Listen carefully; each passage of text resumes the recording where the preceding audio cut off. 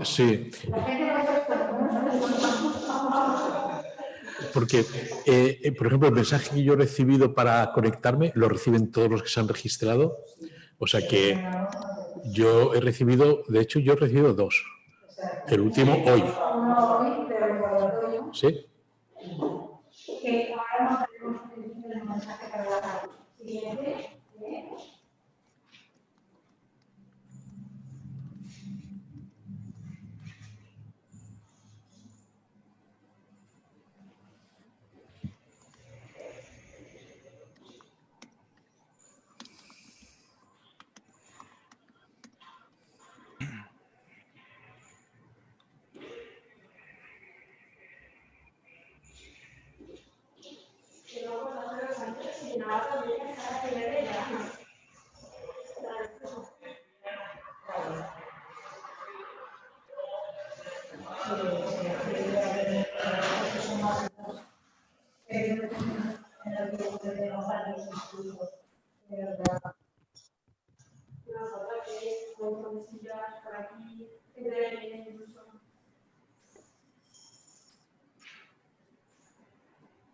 Es que en esto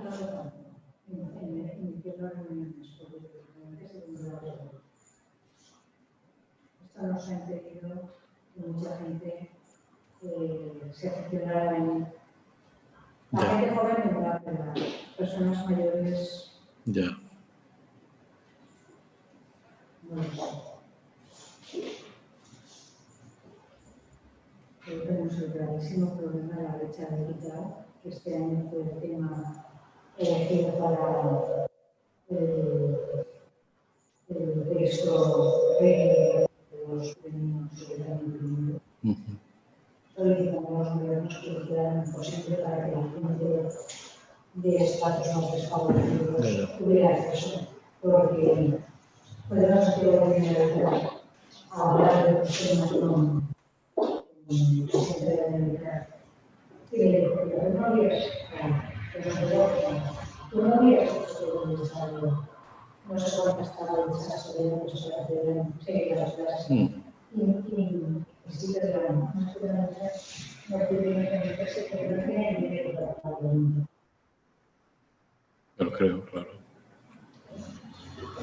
Yo voy a empezar a la gente que vinieron más tarde, es esa gente que cuando me han estado, ¿no?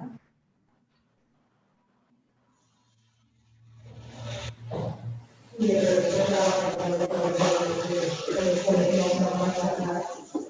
porque es un desastre.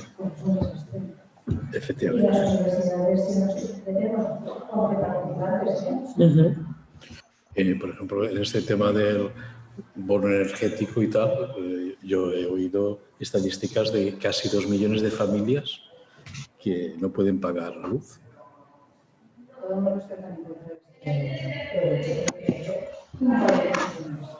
La idea es impedir las compañías eléctricas cobrarse del pago a las familias favorecidas. Yo no sé si sinvergüenza que me acabo de poner. Sí, sí, sí. Como por ejemplo, no tenía nombre de director, que es un empresario madrileño, sinvergüenza. No. ¿Sabes qué digo? Creo que sí, pero ahora mismo no. No, que tenía un montón de restaurantes, sí, sí. Que tenía un montón de pagos, sí. Y no sé cuántos millones de euros. Sí, tenía un restaurante en Canto Blanco y me acuerdo... Arturo Fernández, pero no era el actor. No era el actor, sí, no el otro, sí, sí. Tío, así... Pues sí, que sí, de eso me acuerdo que se hizo famoso una foto, en fin, ¿para qué? Es que yo soy de lo que es que va, no sé lo que ya no intervamos nosotros. Soy una roja de no, es que hay cosas que claman. Una cuestión, ¿sabéis que lo están grabando? Por lo menos lo estoy viendo yo, que lo están grabando. No sé si luego lo editan.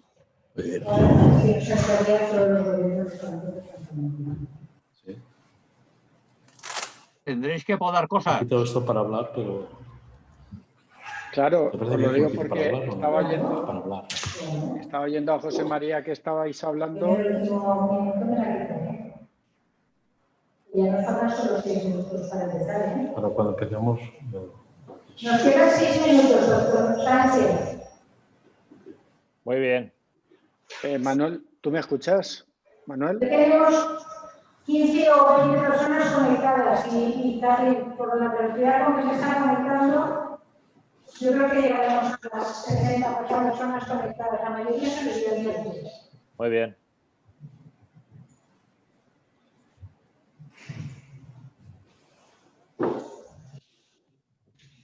Nos ha puesto el logo de la fundación, ¿verdad? El logo de la fundación que se besaba. Ahora estaría la cámara. Perdón, me caí. Ahora lo que se está viendo, Ya. ahora mismo lo que Es que lo que quiero es que cuando hagamos la invitación, pongamos el logo de la fundación, haga la invitación que se mande. la invitación. Sí, el enlace que mandamos desde aquí a la fundación. A ver si podemos poner el logo. Acabo de hacer una Por eso. vamos a compartir desde este y así que se vea el logo. Bueno, quedan 5 minutos, pero bueno. Eso es lo que quiero que se conecte después posible con todas las elecciones también.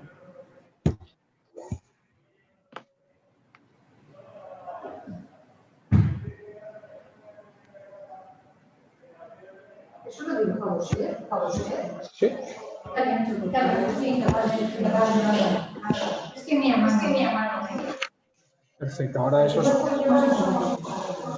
Pero dibujo no es una foto ahí editado. Ahora esto es lo que están viendo. Muy bien. Audio sí que nos podemos escuchar, porque cuando los micros se pueden abrir, el audio no se puede escuchar. Y si vamos a hacer que encendamos el micrófono. Está encendido. Sí, porque si no, no nos escucha. Es que, como Y no, si quieres tener algo por más comodidad, pues genial. Entonces, lo único es hacer que se lo acerque y ya está.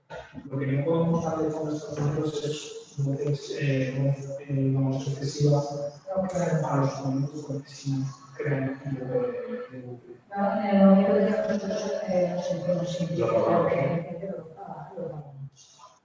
Entonces ahí, si ustedes lo hagan, yo sí le puedo recuperar un pelín de voz para que los escuchemos aquí mejor. Perfecto.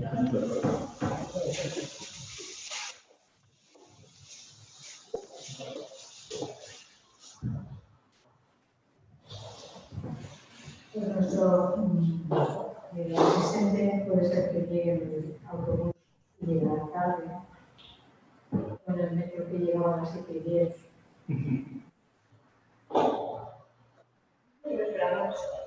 Una semana. Lo primero, a los datos.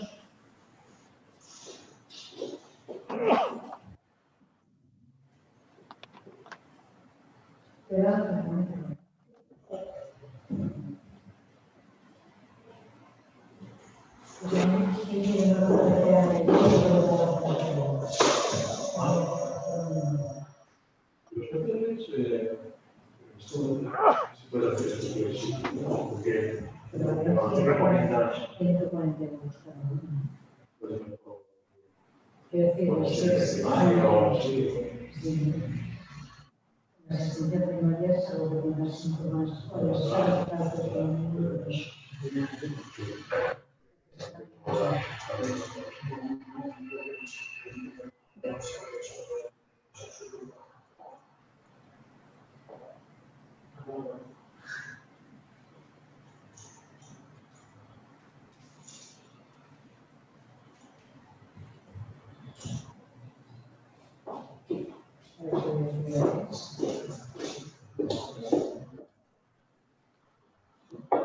faltan 2 minutos, ¿no?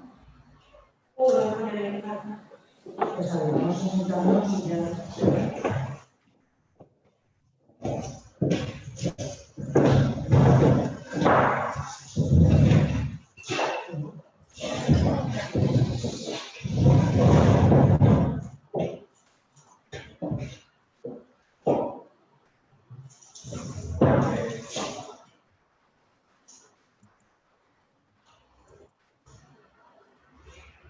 José Vicente, ¿vamos a conectar ya?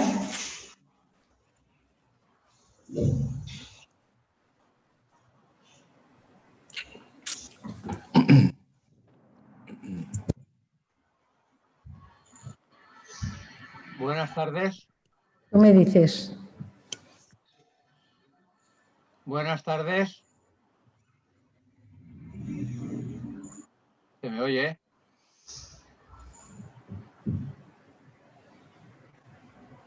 Sí, sí, yo te oigo. Buenas tardes. Buenas tardes. Buenas tardes. Vale, perfecto. En la Fundación Valenciana de Estudios Avanzados, un lugar de encuentro entre la ciencia, la empresa y la sociedad. Es una Parece que institución está privada hablando, pero sin ánimo de cuidado. lucro. ¿Funciona o no? ¿Funciona? Sí, sí, te oímos, Guillem. ¿Me oís? Vale, pues entonces, digo, estamos ustedes en la Fundación Valenciana de Estudios Avanzados, lugar de encuentro entre la ciencia, la empresa y la sociedad. Es una institución privada sin ánimo de lucro, cuyos objetivos están perfectamente definidos en los Está estatutos y empezando que Guillem a tratan de hablar. divulgar la ciencia, tecnología en el mundo de la empresa y de la sociedad y dar respuesta a una serie de actividades que demanda la sociedad actual del siglo XXI.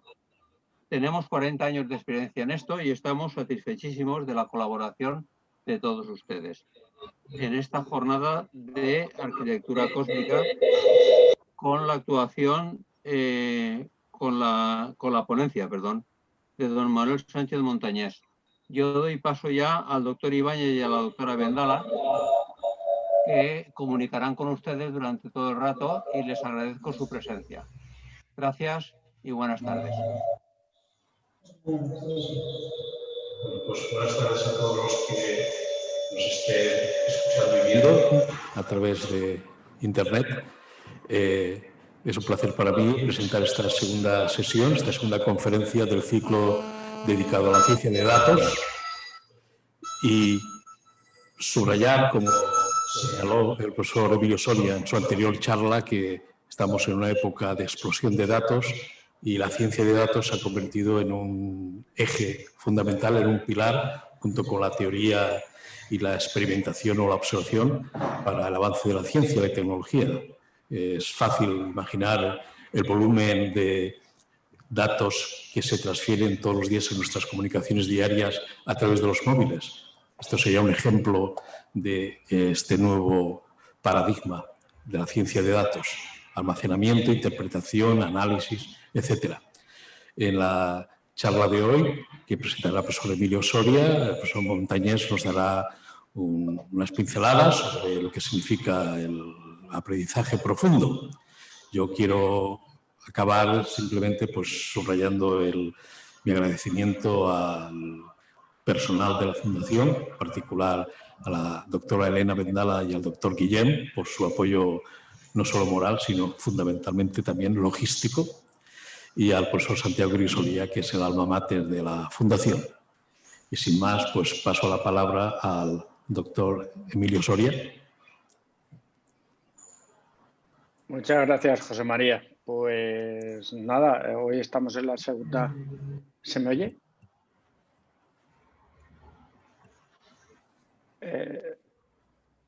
Creo que sí. Estaba comentando que hoy estamos en la segunda charla del ciclo.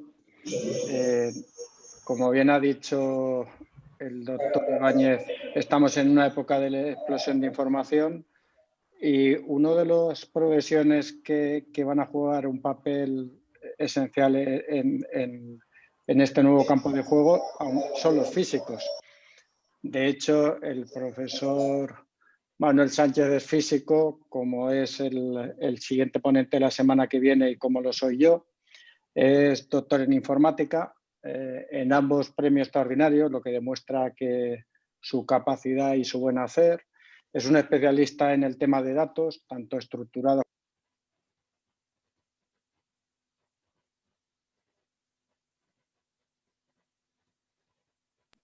Creo que estaba silenciado. Ahora ya Pero... ha habido como varios segundos que no se te ha oído. Vale, pues vuelvo al principio y así te vuelvo a presentar. Sé que esto te da un poco de, Vale. de timidez, pues entonces te vuelvo a presentar y ya está. Estaba comentando que vamos, el profesor Manuel Sánchez Montañez es físico y doctor en Ingeniería Informática, que es, pues eso, premio extraordinario en las dos situaciones, lo cual demuestra su brillantez. Y aparte de ser brillante, es una persona modesta, con lo cual, digamos, denota también la buena persona que es. Y es un especialista en datos estructurados y no estructurados, especialmente en imágenes y más concretamente su aplicación en imágenes médicas. Es un profesor un poco que se sale fuera de lo normal porque, aparte de tener su investigación en la universidad, tiene gran cantidad de contratos con la empresa privada donde vuelca todo ese conocimiento. Y bueno, yo creo que nos espera una hora para disfrutarlo porque es un buen especialista y un gran docente. Así que, Manuel, cuando quieras, adelante. Muchísimas gracias, Emilio. Pues nada, vamos a empezar la ponencia. Bueno, es una ponencia claramente divulgativa, ¿vale? O sea, voy a abordar temas que, bueno, valga la redundancia, algunos de los temas son bastante profundos, pero voy a hacerlo sin... Creo que he incluido solo una ecuación en todas las transparencias. Entonces, bueno, vamos primero a lo general, ¿no? O sea, ¿qué tienen en común sistemas como los siguientes, ¿no? Este sistema, pues habló Emilio de él la semana pasada. Es un sistema que está reconociendo en tiempo real pues, objetos, personas, los está clasificando, está determinando qué situación está, ¿no? En tiempo real en un vídeo, ¿no? Esto es un sistema muy conocido que se llama YOLO. De hecho, está en código abierto. Puedes descargar el sistema, puedes manipularlo, reentrenarlo para tu propio problema. Si quieres detectar, por ejemplo, pues animales en un parque natural, pues reentrenas el sistema con esos animales y el sistema aprende, ¿no?, a esas nuevas categorías. Bueno, luego pues hay otro tema muy de actualidad ahora, que es el tema de los coches autónomos, ¿no? Los coches autónomos pues tienen que estar controlados por un software pues que integre la información de las cámaras, de los sensores de velocidad, de los acelerómetros, sensores de proximidad, ¿no? Entonces, estos coches están generando datos continuamente y el control del coche pues tiene que aprender pues, la manera más inteligente de controlar el coche, teniendo como objetivo pues, llevar el coche pues, al destino, ¿no?, que quiera el usuario. Bueno, luego hay otro ejemplo. Bueno, este es otro vídeo con lo mismo, con coches autónomos, pero aquí se talla un poco más qué es lo que ve el coche, ¿no? Cuáles son los sensores del coche, qué es lo que, pues, por un lado, pues, está teniendo procesamiento pues, de lo que ve las cámaras de la carretera, está terminando la línea, los coches más próximos, etcétera, ¿no? Bueno, luego hay otro sistema, el que habló también Emilio pues, en la sesión anterior, otro tipo de algoritmos que se llaman GAN, que lo que hacen es producir pues, imágenes que no son reales, pero que intentan imitar la naturaleza, ¿no? Todas estas imágenes de pájaros han sido generadas por un sistema de ese estilo. Lo mismo puedes entrenar un sistema para que te cree imágenes nuevas de pájaros, como que te cree imágenes de caras que no existen, o que te cree textos inventados, imitando, pues, por ejemplo, cómo escribe un usuario en Twitter, etcétera, ¿no? Luego hay hoy en día sistemas pues, que aprenden a generar texto automáticamente. Entonces, poco a poco van aprendiendo a escribir texto de una manera muy poco estructurada al principio, pero poco a poco pues, van aprendiendo a generar texto cada vez de mayor calidad, más estructurado, ¿no? Lo que estáis viendo aquí es una red neuronal profunda que, en base a libros que se le dan como ejemplo, pues intenta escribir siguiendo ese estilo. Eso se puede extender a poemas, ¿no? Tú puedes entrenar una red neuronal para que aprenda a recitar, ¿no? A que aprenda a escribir poemas nuevos siguiendo las métricas que ha aprendido en los ejemplos, o puedes entrenar una red hoy en día pues, para que intente escribir un paper científico intentando demostrar un teorema, o que intente, por otra parte, escribir código, por ejemplo, esto es código Python, o, por ejemplo, que intente escribir partituras, ¿no? Bueno, eso lo están intentando hacer, bueno, ya se está haciendo a través de redes neuronales profundas, ¿vale? Todo este tipo de redes que controlan, pues eso, los coches autónomos, que clasifican objetos en imágenes, que hacen todo este tipo de cosas, pues aprenden en base a ejemplos, ¿vale? Tú necesitas suministrar a ese tipo de algoritmos, pues muchos ejemplos, cuanto más mejor. En un coche autónomo, pues le das ejemplos, grabaciones de conducciones de otros conductores. En una red neuronal que intenta aprender a clasificar imágenes, le das un montón de imágenes de ejemplo ya clasificadas, etcétera, ¿no? O sea, la palabra clave para este tipo de sistemas es aprender en base a ejemplos, ¿no? Bueno, luego hay redes neuronales profundas que las entrenan. Perdón, doctor Sánchez, es que no está compartiendo la pantalla. Ah, ¿no? No vemos su presentación. Ah, vaya. Pues, a ver. Sí, se me ha olvidado darle 1000 disculpas.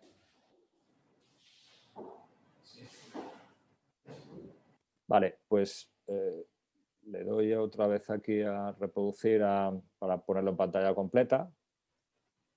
Bueno, lo que comentaba de los coches autónomos, pues era este vídeo donde se está mostrando el coche autónomo, pues qué información recibe de los sensores, de las cámaras, etcétera, ¿no? Lo que comentaba antes de YOLO, que es este sistema del que habló el doctor Soria la semana pasada, pues es este sistema pues, que clasifica en tiempo real objetos, imágenes, saca la localización de todos esos objetos en un vídeo, ¿no? En tiempo real. Bueno, aparte de coches autónomos, clasificación de imágenes en vídeos, etcétera, pues lo que comentaba antes de las GANs, estos son ejemplos sintéticos que han sido creados por una red profunda GAN, ¿vale? Lo que comentaba de los textos, pues esto es un texto que está empezando a escribir, pues una red neuronal que está en una fase inicial de entrenamiento y poco a poco, a medida que va avanzando la red neuronal, pues sabe que las comillas hay que cerrarlas, sabe que después de un punto hay que dejar un espacio, una T mayúscula, o sea, va aprendiendo en base a ejemplos, libros que se le van suministrando a la red neuronal y la red neuronal pues va aprendiendo el estilo de esos libros. O sea, todas estas noticias que surgen de vez en cuando de una red neuronal que escribe un capítulo nuevo de Harry Potter o que escribe una historia nueva y tal, pues están implementados. Lo que hay por debajo es una red neuronal profunda. ¿Vale? Bueno, lo que decíamos antes de la música, pues esto que se está escuchando es música que ha sido compuesta por una red neuronal profunda. Y la red neuronal, pues, se le ha suministrado pues, un montón de composiciones de Chopin en este caso. Entonces, la red neuronal compone imitando pues, el estilo de Chopin. Claro, suena mecánico porque el ordenador está también interpretando esa partitura, pero si le das esta partitura a un pianista, seguramente muchísimas personas no sabrían decir si esta partitura pues, es sintética, la genera un ordenador o es realmente de Chopin. Vale, entonces, todos estos ejemplos y luego muchos otros, por ejemplo, pues, todo este tema de IA aplicada a salud, algoritmos que son mejores que los expertos detectando lesiones malignas, etcétera. Todo lo que hay por debajo es deep learning, ¿vale?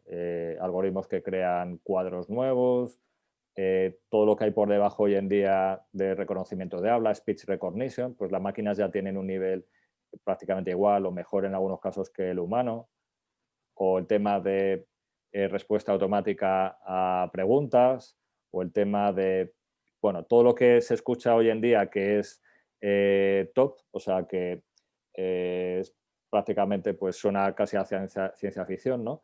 Se basan en redes neuronales profundas, ¿vale? Este campo ha representado una explosión en el campo de la IA, ¿vale? Y es lo que hay por debajo en casi todas las implementaciones que suenan a ciencia ficción que hay hoy en día, ¿no?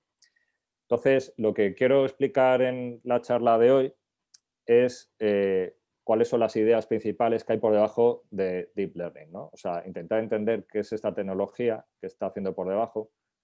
Como veremos, no es magia, es algo pues, que es puramente científico, ¿no? Que hay detrás de Deep Learning. Entonces, para ello tenemos que entender primero qué son las redes neuronales artificiales, porque Deep Learning no es más que llamar de otra forma al campo de redes neuronales moderno. O sea, Deep Learning es las redes neuronales modernas, ¿vale? Entonces, además, pues el campo de Deep Learning pues es un subcampo del Machine Learning, que es un subcampo a su vez de la IA, ¿vale? O sea, que el Deep Learning es un campo específico del Machine Learning. Bueno, antes de ver detalles de qué es lo que hace una red neuronal, en qué se basa, etcétera, vamos a recordar algo que comentaba el doctor Soria la semana anterior, que es qué tipos principales hay de Machine Learning, porque las redes neuronales básicamente se van a basar en el primer tipo, en el primero, en el supervisado, ¿vale? Cuando tú entrenas una máquina usando una técnica supervisada de entrenamiento, lo que le das a la máquina es un montón de ejemplos etiquetados. O sea, la etiqueta es lo que luego tú quieres que la máquina prediga para casos nuevos, ¿vale? Por ejemplo, si quieres entrenar una máquina desde el punto de vista supervisado para que diagnostique automáticamente radiografías, pues lo que tienes que hacer para desarrollar un modelo potente es darle a la máquina un montón de radiografías que han sido ya diagnosticadas por expertos y le dices a la máquina cuál es el diagnóstico en cada una de las radiografías. Eso es aprendizaje supervisado. Entonces, el aprendizaje supervisado puede ser de clasificación, donde pues tienes 2, 3, 5 clases diferentes, o de regresión, donde tú le pides a la máquina que prediga, por ejemplo, cuál es la edad de esta persona de la que te estoy mostrando una foto, ¿no? Pues eso sería un ejemplo de regresión, ¿no? Pero básicamente el Deep Learning moderno se basa casi completamente en el aprendizaje supervisado, ¿vale? Entonces, ¿qué es una red neuronal? Pues las redes neuronales artificiales surgieron como imitación, como inspirándose en el cerebro, ¿vale? De hecho, John von Neumann, que es uno de los grandes genios del siglo XX, o sea, la persona que en Princeton, por ejemplo, en el Instituto de Estudios Avanzados, donde estaba Einstein en ese momento y tal, la persona que era considerado el gran genio de Princeton no era Einstein, era von Neumann. O sea, von Neumann murió muy joven, murió a los 50 y tantos años, pero si llega a morir mucho más anciano, hubiera ganado varios premios Nobel de calle. O sea, von Neumann inventó la teoría de juegos, fue uno de los fundadores de la formalización actual de la mecánica cuántica, es el creador de la teoría moderna de conjuntos, o sea, hizo 500.000 cosas. Y una de las cosas que hizo cuando estaba ya bastante enfermo es escribir un libro llamado El ordenador y el cerebro. Porque von Neumann se planteaba cómo podríamos imitar al cerebro para construir máquinas más potentes. Entonces, en esta tabla lo que se puede observar es cuáles son las diferencias fundamentales entre el cerebro y el ordenador. Entonces, el ordenador suele trabajar, los ordenadores actuales, masivamente en serie, aunque luego pues, hay diferentes CPUs y tal, pero masivamente el ordenador ejecuta una instrucción detrás de otra, ¿no? En el cerebro humano tenemos un montón de CPUs chiquititas, que son las neuronas, que trabajan en paralelo. Luego el cerebro es tolerante a fallos, o sea, todos conocemos historias de gente que ha perdido una parte del cerebro en un accidente y tal, que ha salido por la tele ese caso y se recupera, ¿vale? Entonces, tú no puedes hacer lo mismo en un ordenador. Tú si te lías a cortar patillas ahí aleatoriamente, los chips del ordenador, seguro que empieza a salir chispas en un momento y te cargas el ordenador, ¿no? Entonces, todo este tipo de diferencias, toda esta robustez que tiene el cerebro, que no tiene el ordenador, y toda esta potencia masivamente paralela, es lo que intenta de alguna forma apropiarse de esas ideas y usarlas en el contexto artificial, las redes neuronales artificiales. Vale, entonces una red neuronal artificial es un conjunto de piezas de Lego chiquititas que son las neuronas. Una neurona biológica, pues es una célula que tiene su cuerpo celular, su axón, sus dendritas, y desde el punto de vista artificial se modela, como vemos a la derecha, como pues una función que depende pues de la combinación lineal de las entradas, ¿vale? O sea, una neurona artificial no es algo más sofisticado que simplemente tomar las entradas a la neurona, hacer una combinación lineal de ellas y pasarlas por una función no lineal, que es como una forma de imitar de manera muy burda lo que hace una neurona del cerebro real, ¿no? Bueno, luego, si quieres también modelizar las conexiones que hay entre las neuronas, pues claro, las neuronas no están aisladas, están en conexión con otras neuronas del cerebro. Pues las redes neuronales también imitan esa conectividad. Bueno, todo este campo de Deep Learning surge en realidad pues de los años 50, ¿vale? O sea, aquí hay un recorte, estáis viendo el recorte del New York Times del 58, donde aquí a la izquierda podéis ver que hablan de que la Armada ha construido un sistema que se espera que sea inteligente, que espera que sea capaz de andar, hablar, ver, escribir, él solo, ¿vale? Sin ningún tipo de control humano, que aprende mediante la experiencia. O sea, todo eso que es una ciencia ficción, pues es lo que tenemos hoy en día con las redes neuronales. Lo que pasa es que en vez de tardar unos pocos años, pues ha tardado mucho más en hacerse realidad, pues casi 50 años. ¿Vale? El campo de las redes neuronales típicamente ha sufrido pues, épocas donde ha habido pues, muchísima expectativa para a continuación pues, bloquearse y los investigadores abandonar el campo durante años hasta que alguien pues, le surge una idea nueva que revitaliza el campo y otra vez explota el campo, ¿no?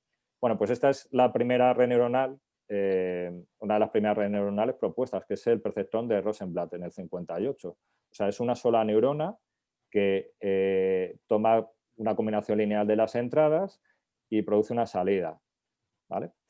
En los años 80 hubo una evolución de ese tipo de red donde ahora hay una capa oculta, ¿vale? Entonces se puede mostrar que puedes construir cualquier tipo de función, cualquier tipo de sistema que intente relacionar pues, una predicción con unas entradas, cualquier tipo de sistema de ese estilo puede ser construido con una red neuronal de este estilo, ¿no? Con una capa oculta.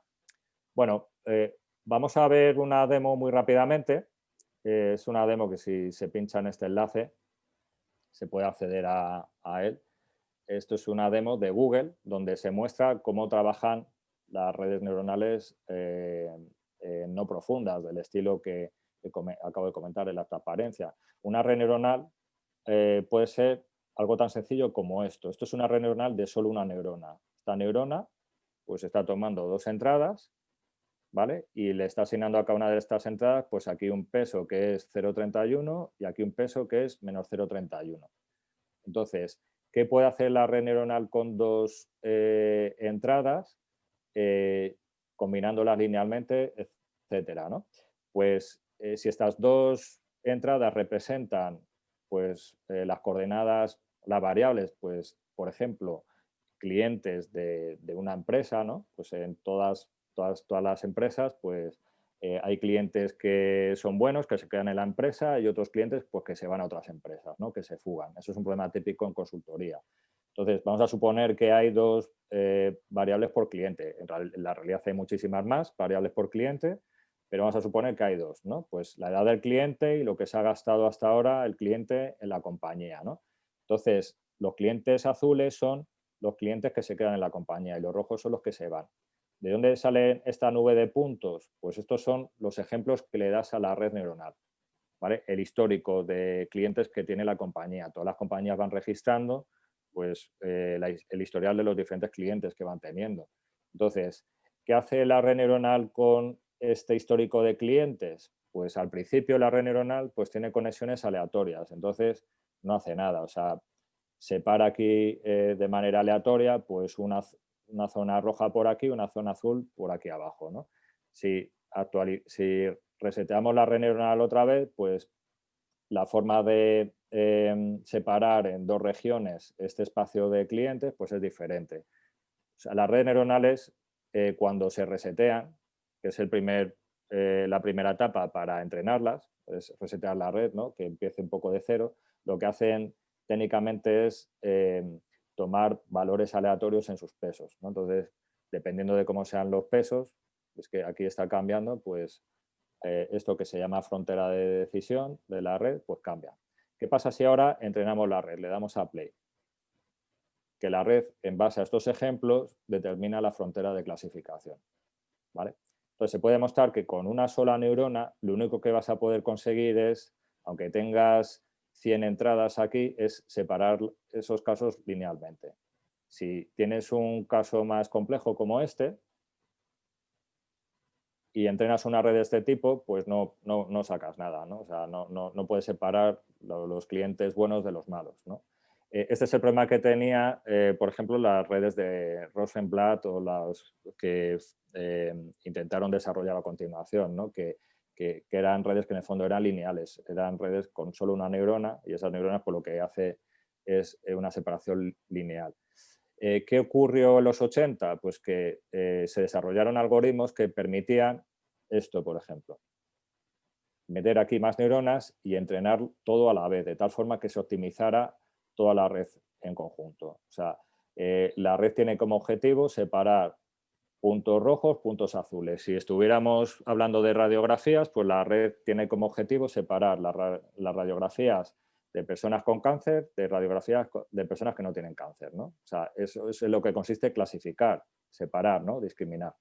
Bueno, si ahora le damos a play, veis que ahora sí que ha aprendido la red a separar usando estas dos neuronas y esta otra neurona que es la neurona de salida. Todo el conjunto de neuronas está aprendiendo a la vez, intentando de manera sincronizada, de manera sinérgica, pues dar solución al problema, ¿vale? Si metes más neuronas aquí, pues tienes una solución más compleja, pero sigue solucionando tu problema, ¿no? Entonces, se puede demostrar que con una arquitectura de este estilo puedes construir cualquier clasificador, por muy complejo que sea el problema, ¿vale? O sea, solamente con esta arquitectura.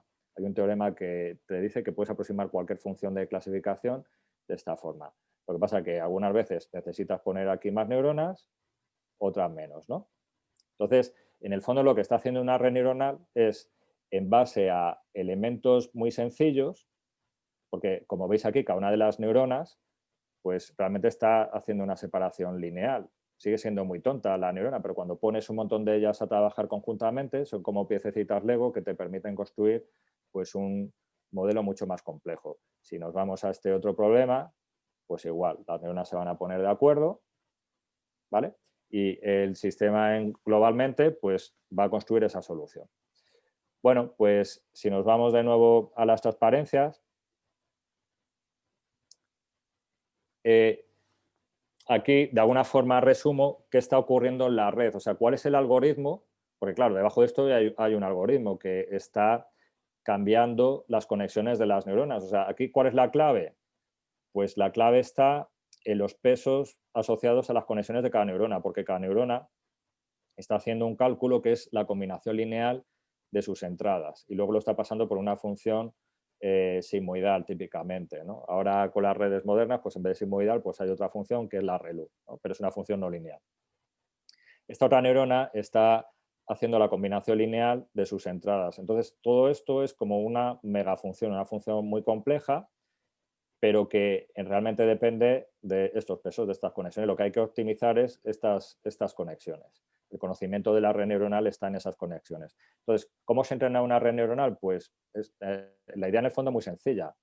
Muestras un conjunto de ejemplos a la red y ahora por cada conexión de la red, es decir, por cada una de estas rayitas, te haces la siguiente pregunta. ¿Qué pasaría si aumento un poquito la fuerza de esa conexión? Porque asociado a las conexiones pues hay un número que es el peso asociado a esa conexión. Entonces, por cada conexión te haces la pregunta, ¿qué paso si subo un poquito la fuerza de esa conexión?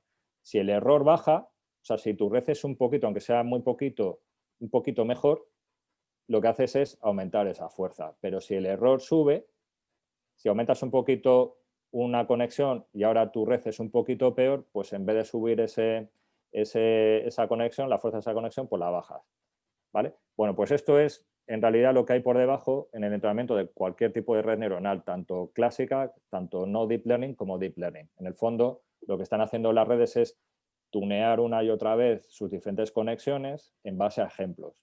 ¿Vale? El error lo puedes calcular solamente si sabes qué tendría que dar como salida a la red, cómo tendría que separar los ejemplos. Eso lo sabes porque te han dado un dataset etiquetado. ¿Vale? Si el dataset no te lo dan etiquetado, tú no sabes calcular el error, tú no sabes cuál es la clasificación correcta que debería hacer la red, ¿no? El ejemplo este de Google pues funciona, o sea, porque hay puntos azules y puntos naranjas y todos los puntos son del mismo color, la red no sabe ahí separar nada, ¿no? Entonces, nos vamos de nuevo a las transparencias y, bueno, pues esta es la idea que hay por debajo de todo tipo de red neuronal, bueno, casi cualquier tipo de red neuronal y deep learning. Entonces, ¿deep learning qué es? Pues deep learning es una serie de mejoras en los algoritmos de redes neuronales que ha surgido pues más o menos a partir del 2005, 2006, o sea, hace 15 años. Deep learning se puede demostrar, o sea, una de las grandes diferencias que tienen los algoritmos modernos respecto a los algoritmos de los años 80 es que las redes modernas permiten hacer de manera automática una cosa que antes era costosísima, que era el feature engineering. Tú antes, cuando querías, hace 20 años, yo por ejemplo, yo trabajaba en proyectos en los que tratábamos de hacer biometría con imágenes de caras, ¿no? Intentábamos determinar la identidad de una persona en base a la foto de su cara, ¿no? A ver, para el tema de control de accesos, ¿no? Seguridad, ¿no? Bueno, pues hace 15 años, 20 años, si querías hacer un sistema de ese estilo, tenías que pasarte un año o dos escribiendo algoritmos a mano que detectaran dentro de la foto dónde está la cara, dónde están los ojos, que te quitaran de la foto todo lo que no era una cara. O sea, todo eso tenías que escribirlo a mano para, una vez que hubieras limpiado esa imagen, pues se la pasas al algoritmo y el algoritmo ya clasifica, ¿no? Hoy en día, Deep Learning lo que hace es aprender a hacer todo esto, pero dentro. O sea, no necesitas ningún experto que haga ese feature engineering. El mismo modelo, la misma red neuronal, hace todo ella sola. Entonces, eso es potentísimo hoy en día. Bueno, dentro de la Deep Learning hay dos grandes tipos de redes. Las redes convolucionales profundas y las redes recurrentes, que son las dos grandes familias de redes. ¿Qué es una red convolucional profunda? Pues si nos vamos a este enlace, vamos a ver la demo. Esto es una red convolucional profunda, ¿vale? Si yo escribo aquí, por ejemplo, un 8, esta es la entrada a la red. La entrada a la red es una imagen.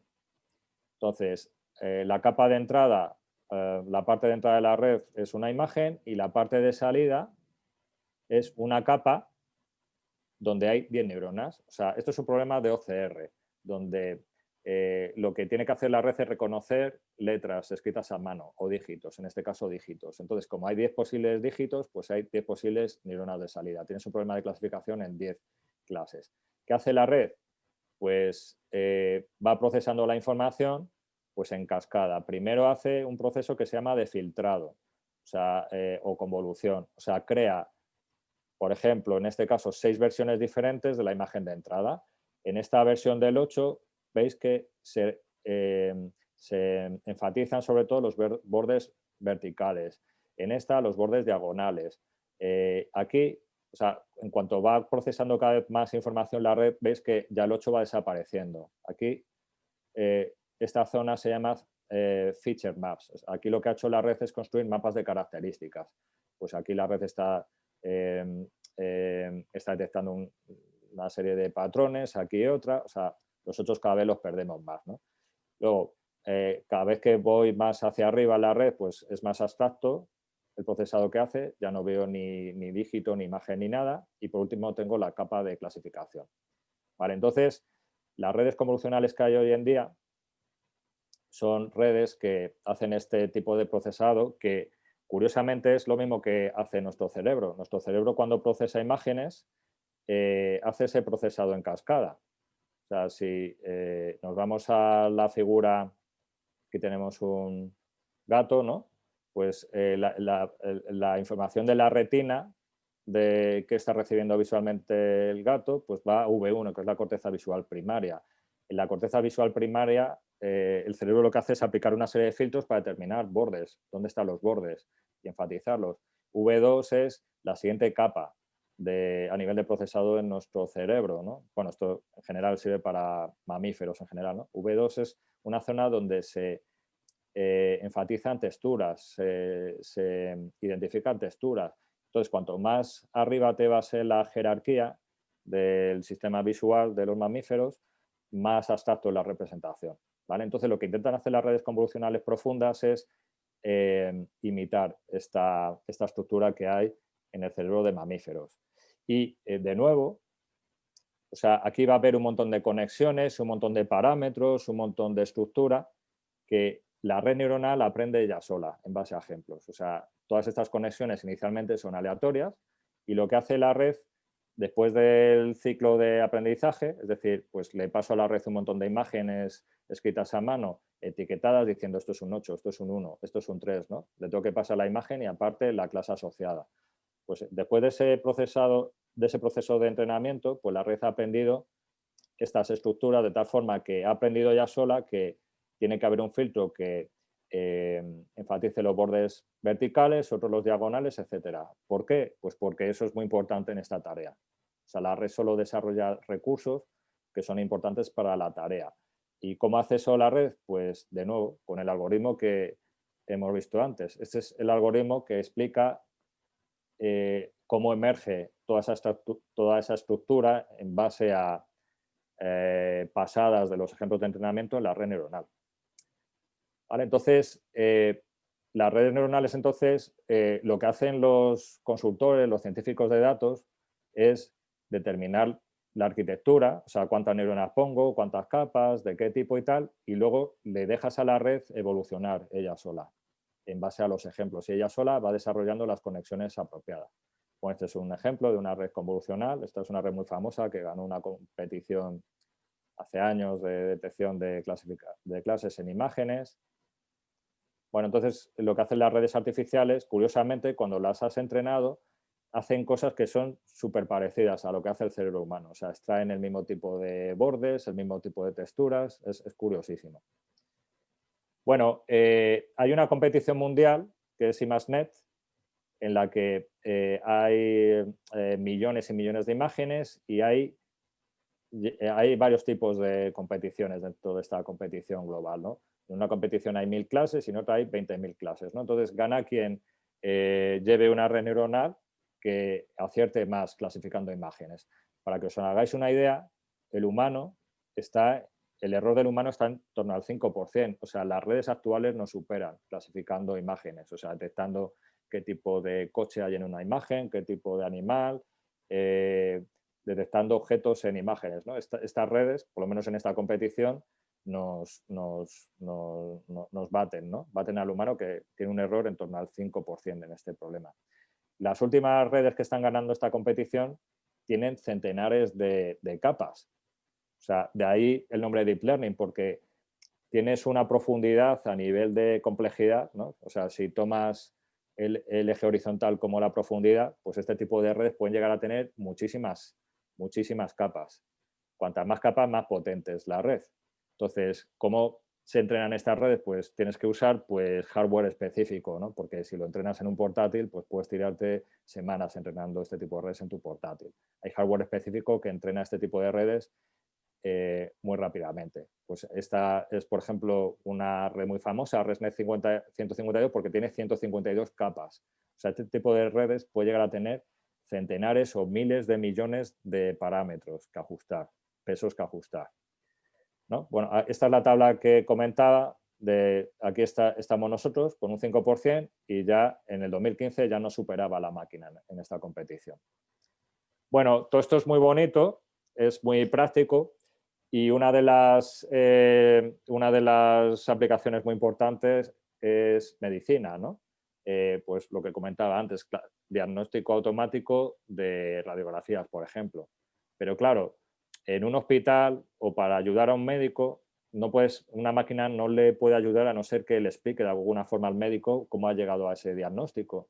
A lo largo de la historia de la IA hay múltiples ejemplos de sistemas que eran muy buenos diagnosticando, pero como no generaban una explicación que fuera entendible, pues eran tirados a la basura directamente. El médico nunca va a hacer caso a una máquina porque al final el responsable es el médico, ¿no?, quien firma el diagnóstico. Entonces, hoy en día hay un área en bastante desarrollo que es el explainable IA, la IA explicativa, intentar dotar de mecanismos que generen explicaciones por ejemplo, por redes neuronales deep learning, ¿no? Bueno, y uno de los mecanismos para intentar analizar o entender qué hace la máquina es los heatmaps, ¿no? Un heatmap es una representación donde la máquina calcula cuáles de los píxeles, o sea, de los puntos de la imagen han influido más en su decisión, ¿vale? Y el cálculo es muy sencillo, es ir cambiando píxel a píxel un poquito, mirando a ver cuáles son los píxeles que si los cambias un poquito cambian mucho la decisión. Entonces, si haces esto con la imagen del perro y la red neuronal ha sido entrenada para distinguir entre diferentes tipos de animal, pues la zona en la que se está basando esta red concreta para decir que eso es un perro, pues es eso, la cabeza del perro. Aquí se está basando en la derecha, pues en la cabeza del niño, para decir que en esa imagen pues hay un niño. ¿Y qué pasa si haces eso con radiografías? Pues que la red neuronal te va a decir, o sea, si has entrenado un sistema para clasificar entre imágenes de pacientes que tienen cáncer, imágenes de pacientes que no tienen cáncer, de pulmón, por ejemplo, pues si le pides a la máquina que genere un heatmap, la máquina te va a marcar los píxeles que han influido más en determinar, en clasificar esa imagen como cáncer, ¿no? Entonces, la máquina te está marcando cuál es la zona que está considerando que tiene riesgo de tener un tumor maligno, ¿no? Bueno, todo eso es lo que explica hoy en día muchas iniciativas que hay en medicina. O sea, todo esto está generando una revolución en medicina. Aquí tenéis un estudio que se hizo en Harvard, la Escuela de Medicina de Harvard, donde se le enseñaban radiografías de pacientes, algunos tenían cáncer de pulmón, otros no, cáncer de pecho, otros no, a patólogos expertos, ¿vale? Entonces, el 3,5% en el 3,5% de los casos, el patólogo experto, o sea, el neumólogo experto, fallaba. Cuando entrenabas una máquina, un modelo deep learning, la tasa de error baja al 2,9. Pero ¿qué ocurre si al médico, al patólogo ese que tiene un 3,5 de error, le enseñas el heatmap? Que su tasa de error baja al 0,5. ¿Por qué? Pues porque el patólogo, la máquina le está marcando cosas que a lo mejor ha pasado por alto y el patólogo dice, anda, es verdad, se me ha pasado este punto pequeñito y es verdad que eso es un indicio muy claro, se me había pasado. Entonces, como veis, la reducción es bestial, o sea, prácticamente el patólogo más la máquina tiene casi cero error en este problema. Entonces, las aplicaciones de Machine Learning, Deep Learning en medicina, tiran por aquí, tiran por ayudar al diagnóstico, ayudar al médico a diagnosticar, no a sustituirle. Bueno, finalmente hay un campo, bueno, esto es el campo de las redes convolucionales, que es un campo enorme. O sea, todo lo que sea análisis automático de imágenes, de vídeo, de radiografías, de resonancias de cerebro, incluso de audio, porque haciendo un truco con los audios, pues puedes generar algo parecido a una imagen, un espectrograma, y puedes analizar audio con este tipo de redes, ¿no? Bueno, pues en todos esos campos, ahora mismo Deep Learning es imbatible. O sea, había técnicas específicas para esos campos, pero Deep Learning lo ha barrido, ¿vale? O sea, ahora mismo el estado del arte en todas esas aplicaciones es Deep Learning. Luego hay otra familia, otro tipo de algoritmos en Deep Learning, que son las redes recurrentes profundas, cuya naturaleza es bastante diferente a las anteriores, a las convolucionales. En las redes recurrentes profundas, la red neuronal tiene una memoria interna y la red aprende a manejar dicha memoria. Eso es súper interesante porque la red tiene pues pues variables internas, tiene memoria y la red aprende cuándo tiene que memorizar una cosa, cuándo debe olvidarla, cuánto tiempo debe mantener en memoria algo. O sea, es como si la red neuronal aprendiera aprendiera un programa automáticamente, ¿no? Un programa, un script en Python, en C, en cualquier lenguaje de programación, no es más que un sistema que tiene variables internas, tiene memorias y tú lo que haces es ir manejando esas variables para llegar a procesar lo que tú quieres. Entonces, las redes recurrentes profundas se pueden demostrar que cualquier problema que se pueda procesar secuencialmente en tiempo finito, una red recurrente profunda lo puede aprender en base a ejemplos. Sin que nadie la programe, dándole ejemplos, una red recurrente profunda puede aprender cualquier problema que se pueda escribir en Python, en C, en lo que tú quieras y que acabe en tiempo finito. Entonces, este tipo de redes, lo característico, lo diferente a las redes anteriores es que tienen esa memoria interna, esas variables que la red está aprendiendo a manejar. Vale, aquí tenéis un bloque de neuronas recurrentes LSTM, que es una de las piezas de este tipo de redes, que como veis es complejísimo, ¿no? Aquí ya este tipo de redes es bastante más complejo que las anteriores. De hecho, pues hay una representación de este tipo de redes, que es la representación desenrollada en el tiempo, donde pues, de esa forma pues, muestras explícitamente la dependencia temporal que hay entre lo que va a hacer mi red en el instante siguiente respecto a lo que está haciendo ahora, ¿no? O sea, como tienen una memoria, pues las redes recurrentes no dependen solamente de lo que le estás mostrando a la red en este momento, sino de la secuencia de entradas que le has ido metiendo. Bueno, ahora mismo este tipo de redes es puntera en predicción de series temporales, reconocimiento de voz, analítica de texto, analítica de sentimiento, traducción automática, todo lo que tenga que ver con secuencias, con audio, con texto, con series temporales, incluso con análisis de datos genéticos, ¿no? Con secuencias genéticas, pues este tipo de red neuronal es el estado del arte. Bueno, aquí tenéis algunos ejemplos, ¿no? Pues esto es una red que le muestras imágenes y te las describe en palabras. Es una red que, en base a un montón de ejemplos que se le ha dado de imágenes con un texto asociado, pues aprende a generar descripciones automáticas de imágenes. O un chatbot, los chatbots más punteros que hay, un chatbot pues, es un sistema conversacional. Pues un chatbot es un sistema que genera secuencias de palabras y que admite como entrada secuencias de palabras. Tú le preguntas, él te responde. Bueno, pues los chatbots más punteros están basados en Deep Learning o sistemas de reconocimiento de habla o sistemas que detectan arritmias en personas que tienen problemas de corazón o sistemas que leen automáticamente labios, ¿no? Para personas que tienen problemas, ¿no? de audición, pues el sistema más puntero pues es un sistema que se basa en este tipo de técnicas. ¿Vale? Entonces hay un montón de arquitecturas diferentes, ¿no? Dependiendo de lo que quieres hacer, pues tienes tus piececitas Lego en tus redes recurrentes que si las combinas de una forma, pues tienes un tipo de sistema, si las combinas de otra, pues tienes otro tipo de sistema, ¿no?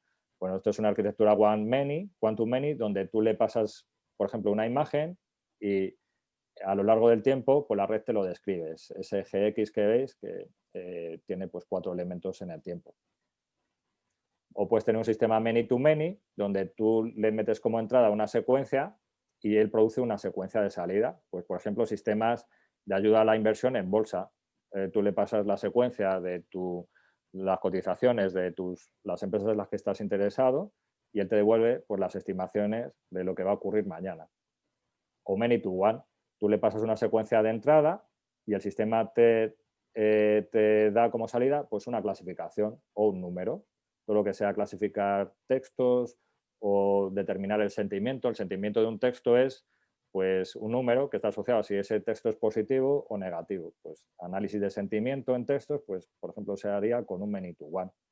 Esto se puede complicar metiendo más capas de neuronas, como veis aquí, todas las que quieras, ¿no?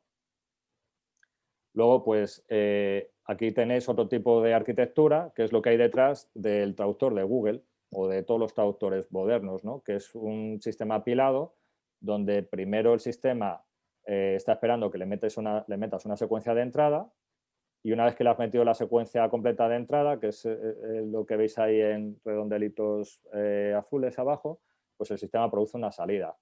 Porque, claro, para traducir apropiadamente un texto, pues tienes que traducirlo globalmente, o sea, no puedes traducir palabra a palabra. Entonces, esta es la arquitectura con redes recurrentes. Bueno, esta es la arquitectura base, luego hay complicaciones por encima y tal, pero es la arquitectura base que hay detrás de un chatbot o de un sistema de traducción automática, los sistemas modernos.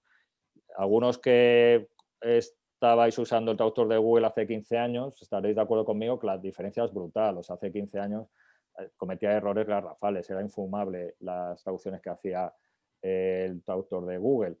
Hoy en día son prácticamente humanas. ¿Por qué? Porque se ha metido este tipo de tecnología por detrás. ¿Y cómo entrenas a un traductor? Pues de nuevo, enseñándole muchísimos ejemplos dados por expertos. Texto en español, texto correspondiente en inglés. Generas un dataset enorme y la red pues aprende a generalizar, ¿vale? O sea, de nuevo, la palabra clave en este tipo de sistemas es aprendizaje por experiencia, ¿vale? Tú le tienes que preparar un dataset enorme de ejemplos y la red pues aprende en base a esos ejemplos y aprende a generalizar a otros ejemplos no mostrados. Bueno, pues todos estos sistemas es el estado del arte ahora mismo, ¿no? En traducción automática, chatbot, analítica de texto, etc. Y por último, si esto lo combinas con un mecanismo de aprendizaje que es el llamado aprendizaje por refuerzo, el aprendizaje por refuerzo, tú no le das a la máquina un dataset enorme de ejemplos donde le dices qué es lo que tendría que haber dicho en cada uno de esos ejemplos, ¿no? En radiografías hemos dicho que para entrenar un sistema de diagnóstico le tienes que dar un montón de radiografías etiquetadas por expertos y la máquina viendo esas etiquetas pues es capaz de generalizar. En aprendizaje por refuerzo la idea es diferente. Tú tienes un sistema que sería el modelo que recoge una información un poco difusa de si lo está haciendo bien o mal, una especie de premio o castigo. Y en base a esa información un poco difusa, pues el modelo pues, intenta cambiar su estrategia. Vale, eso es en pocas palabras lo que está haciendo el aprendizaje por refuerzo. El aprendizaje por refuerzo intenta buscar la política de la gente, la forma en la que se tiene que comportar de tal forma que tiene el máximo beneficio posible. Bueno, la idea es que ahora no hay supervisor, sino una señal de refuerzo un poco difusa, ¿no? Y el feedback además puede no ser instantáneo. Por ejemplo, en un coche autónomo, los coches autónomos pues aprenden en base a aprendizaje por refuerzo.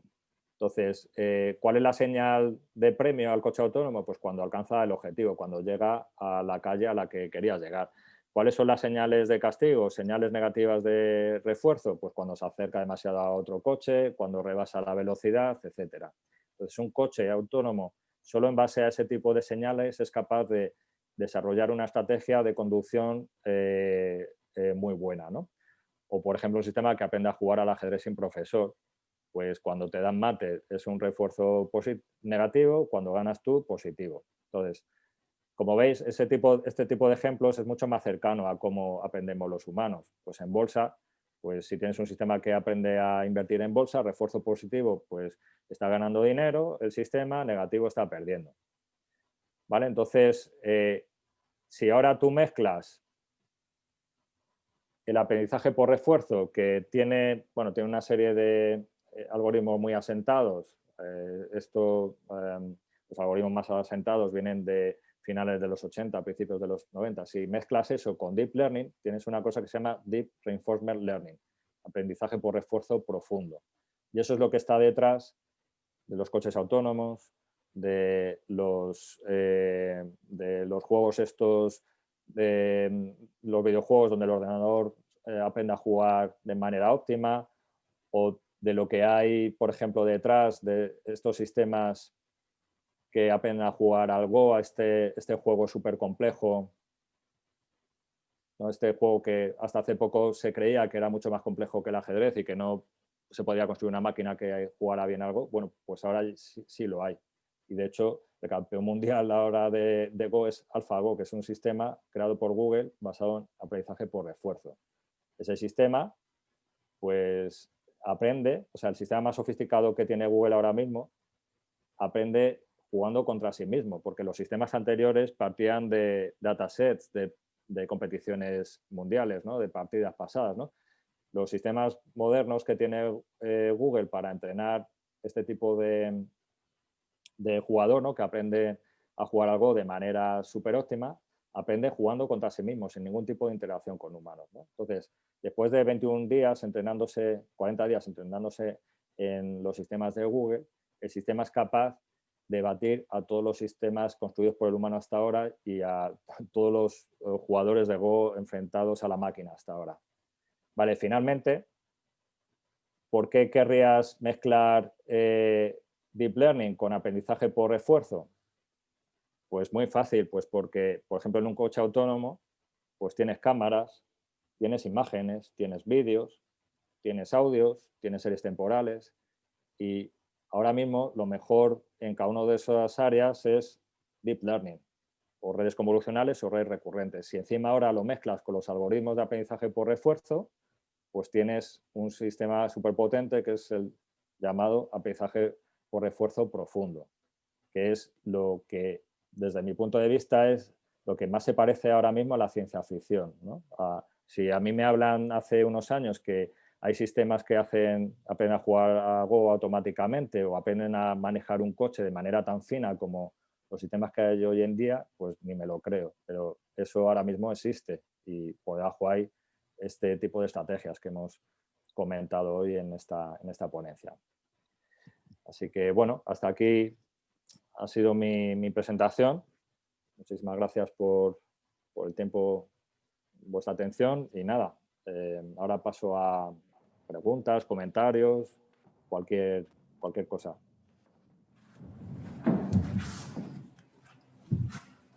¿Tenemos preguntas? Por favor, recuerden que las preguntas las tienen que escribir en preguntas y respuestas, las preguntas que tengan.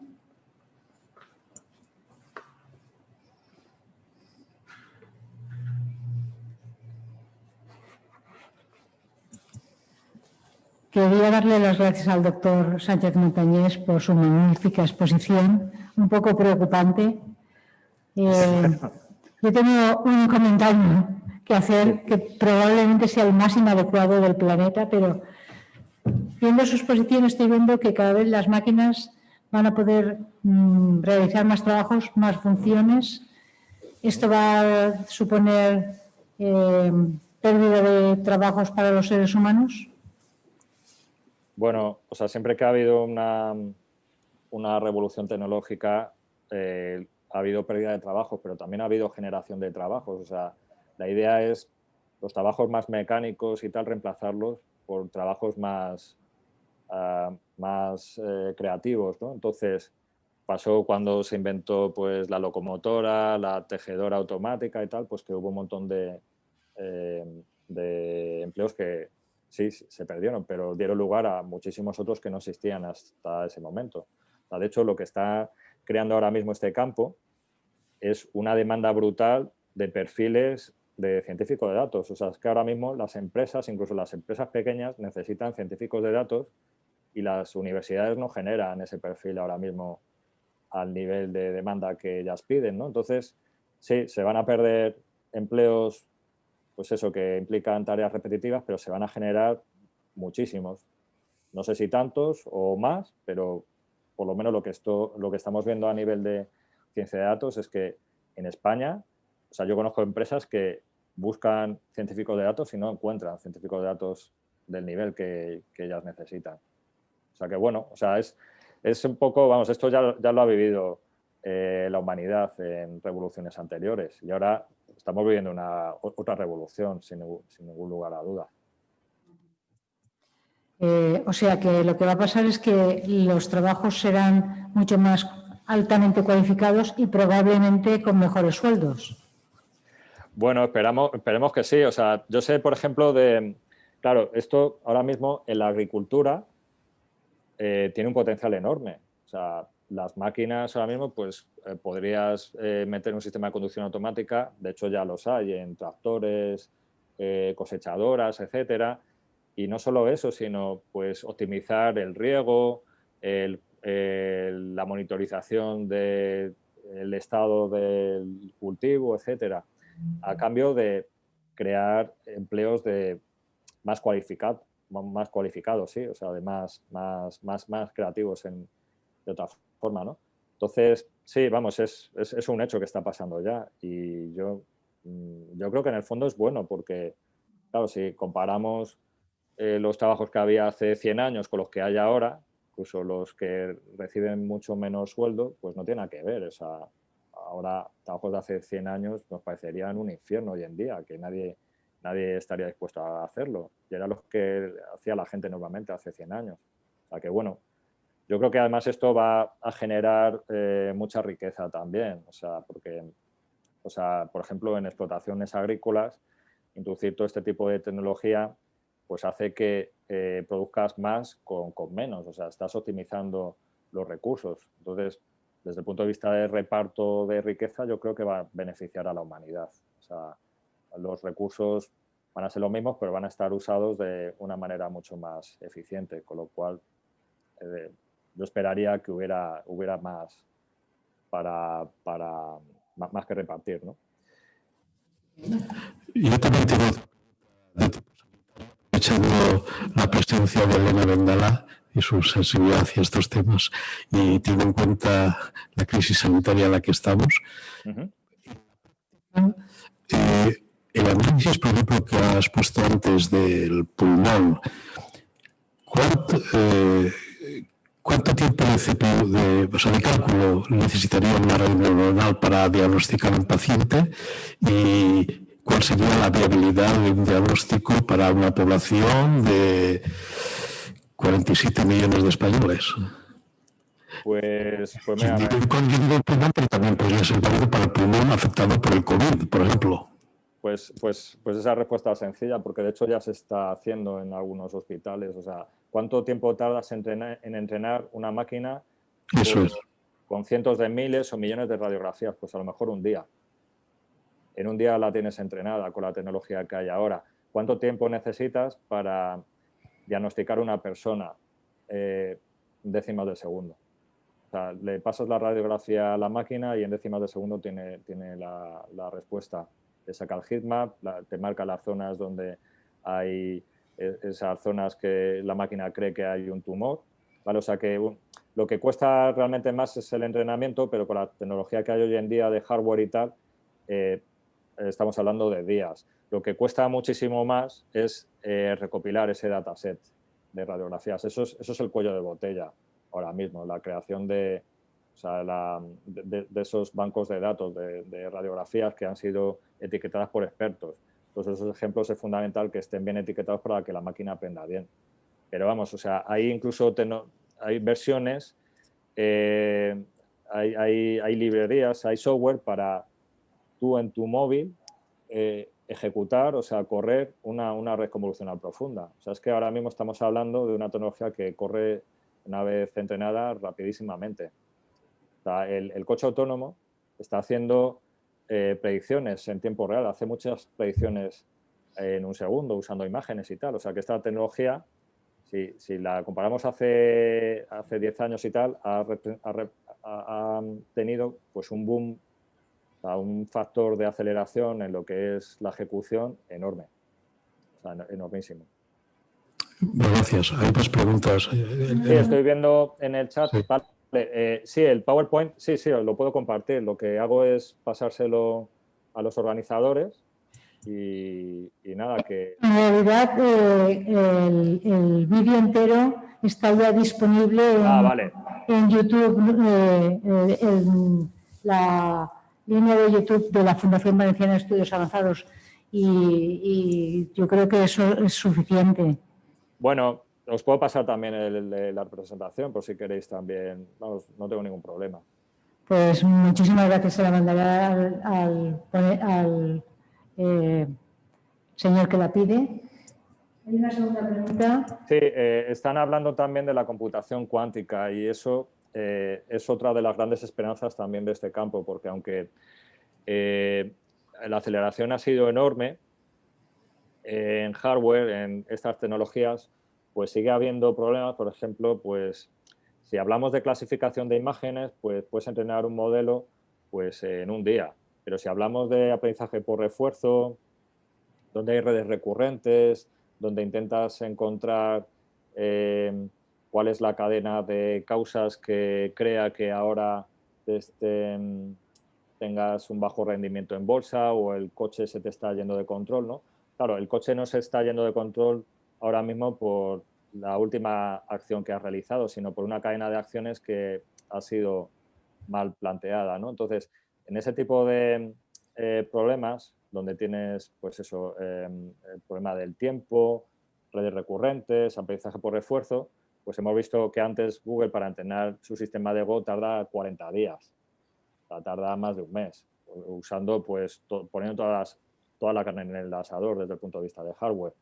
Entonces, la computación cuántica es una de las grandes esperanzas porque en la teoría se ha demostrado que los ordenadores cuánticos pueden acelerar muchísimo todos estos procesos. De hecho, hay un campo que intenta formalizar, o sea, cómo se implementarían estos algoritmos de aprendizaje de las redes neuronales, pero usando ordenadores cuánticos, ¿no? Ya hay una línea enorme con un montón de investigadores en todo el mundo que están trabajando en, una vez que se desarrollen los ordenadores cuánticos, cómo hay que programarlos para implementar estos algoritmos de aprendizaje.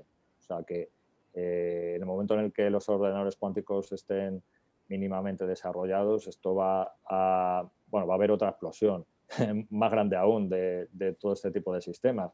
Y ya es ahí donde a lo mejor a uno le empieza a dar miedo, ¿no? Porque a lo mejor los sistemas, si mezclas deep learning con computación cuántica y tal, pues quizá esos sistemas van a ser bastante más inteligentes que nosotros, ¿no? Entonces, eso va a ser una inflexión, ¿no? En un punto de inflexión en la humanidad. ¿Qué va a ocurrir en ese momento cuando el humano haya construido un sistema que es más inteligente que él, ¿no? Pues, bueno, dentro de la IA, pues hay líneas de trabajo pues, que plantean desde ya esa hipótesis, qué habría que hacer, si hay que controlar ese sistema, cómo hay que controlarlo, etcétera, ¿no? O sea, todo esto, o sea, yo llevo trabajando en este campo pues 25 años, quizá un poquito más.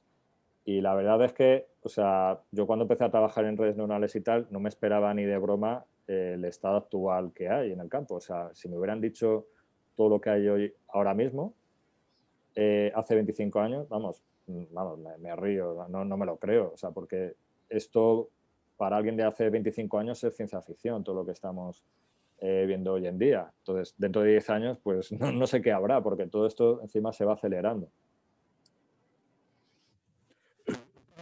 Perdón, en conexión con esta pregunta y sobre tus comentarios sobre computación cuántica, por otro lado tenemos la supercomputación, es decir, la programación en paralelo. Yo no sé la potencialidad de estos algoritmos para ser programados en ordenadores con miles de procesadores, incluso millones.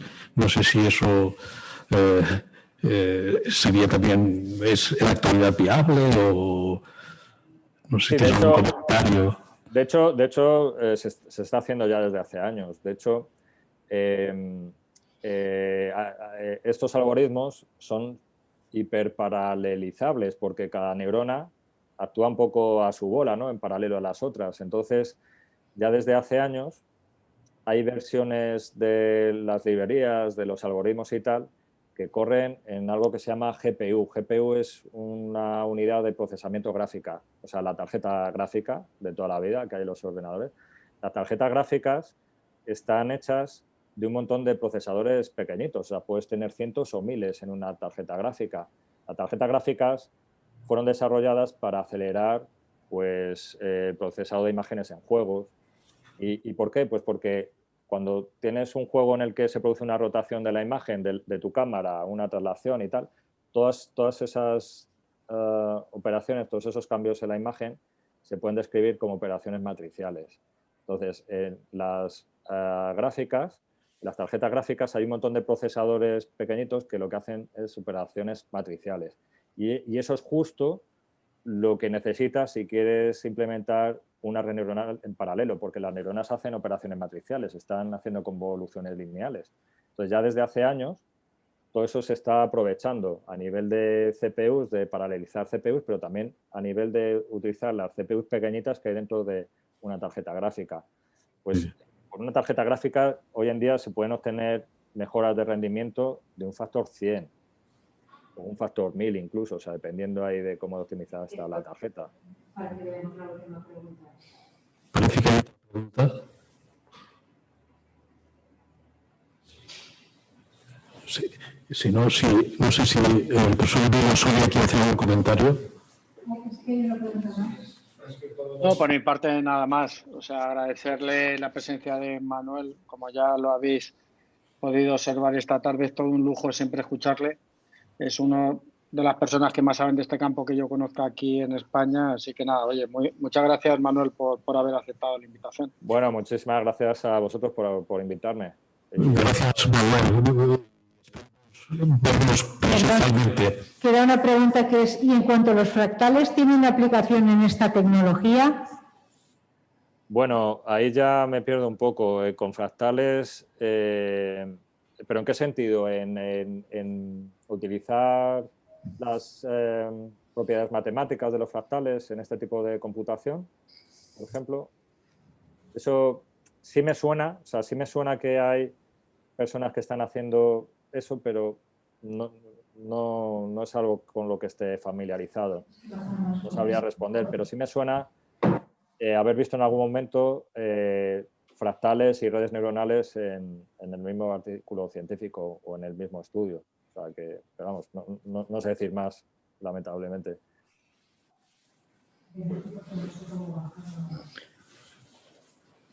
Bueno, si no hay más, a ver. Sí. Bueno, hay un sí. Ah, vale, sí, es verdad, es que no veía ahí que los fractales.